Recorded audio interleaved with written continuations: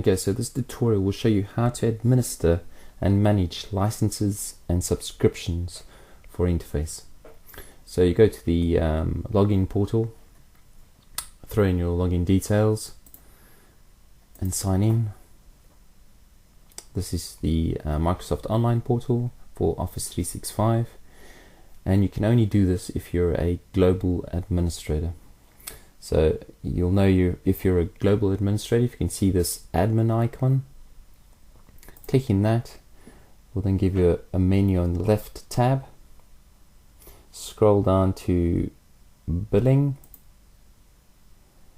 and this is where you can see your subscriptions, bills, what you've been charged or billed over the period, your licenses, various licenses that you have for your organization, and who your global administrators are. Okay, so let's just start with the subscriptions. Okay, so this gives you the list of active subscriptions that you currently have. You can see you've got 4 subscriptions here. One is Exchange Online Plan 1. That is what is currently used for all the associates, which is just an Exchange account, which is your Outlook account. So that costs £2.50 per month. You can see how many you've purchased and how many are assigned. But yeah, you can also add additional licenses. So if you need 13 or 14 or 15 licenses, you just click on add, and it'll open up a panel on the right, and you can then change that value from a 12 to 13 or 15. You can go up and down as you like. So it's quite quick to do that and quite easy to do that. It's currently being paid by credit card on that card number, and that's the total monthly cost. Office 365 Enterprise 3, this is £14.70 per user per month. Only one user has that, and that is the account which is required in order to run your CMS system. Then there's Azure Rights Management Premium, and this is to allow you to encrypt emails. And at the moment you've only got one license, and I think that is signed to your economics man. Office 365 Enterprise E1, this is the main account for core team users. At the moment there's 3 being purchased and 3 assigned, and they cost you basically £5 per user per month.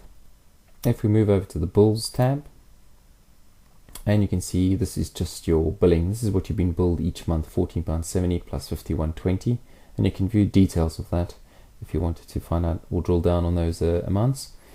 You can change your month, so if you wanted to see what you were charged the month before, just click that and it tells you again what the charges were.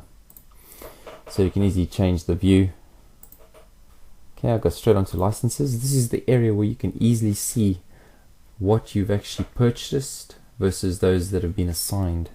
So you ideally want this to match that. If it doesn't match, then you need to either so for example, you might have 12 valid but only 11 assigned, so you're paying for one license that's not been used, and then you go into your subscriptions and delete one of those accounts, or licenses rather. So you can see you've got the Azure Rights Management Premium, which is the facility to allow you to send encrypted emails. Exchange Online Plan 1, that's for all core team, all associates, and also say all associates who have an email account.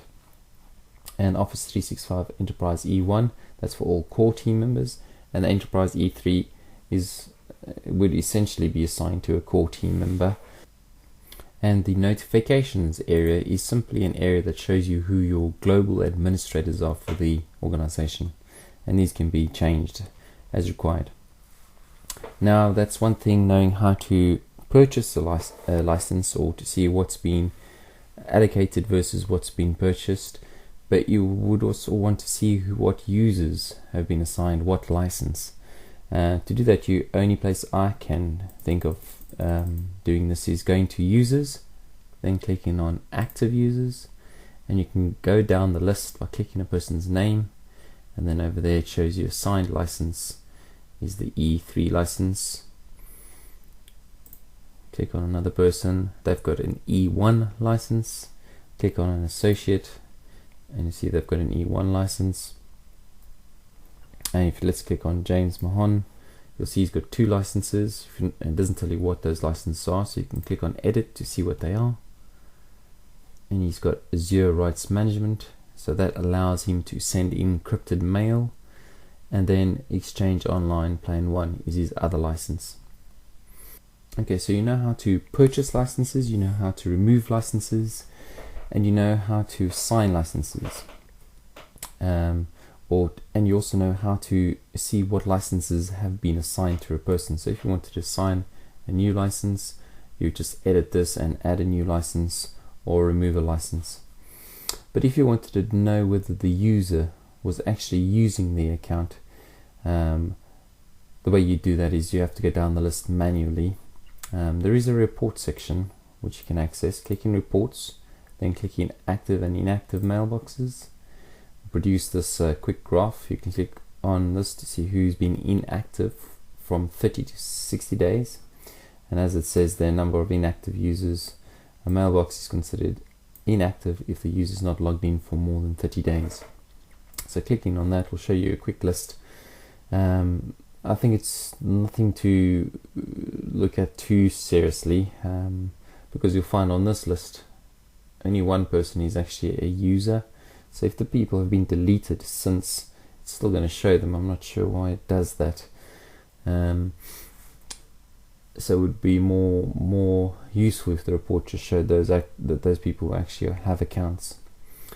So yeah, I mean, I've just had a look, so I know. But if you had a massive, 1,000 employees on your, it'd be a nightmare to go down that list to work out whether they've actually left the organization.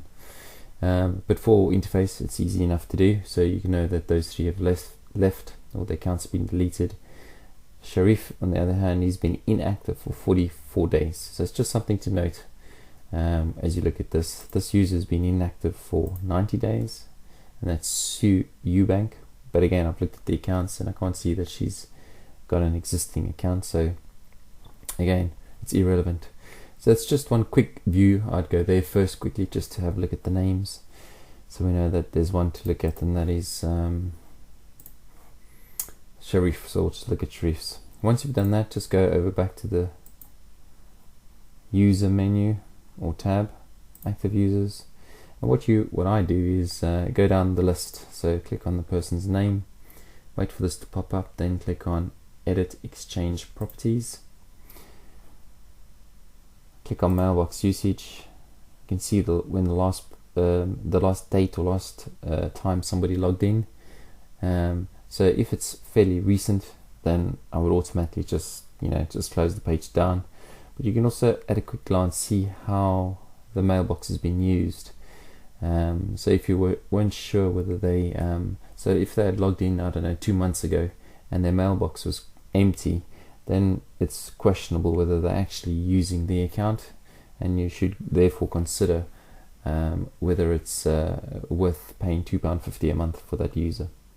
So once you do that, close that down, go to the next person, do the same thing, click at edit exchange properties, then click on mailbox usage. This shows you when they last logged on, so you can see last logged on 23rd, and they are using the mailbox. Same thing with the next. We don't need to do the generic email accounts. Let's look at Helen's.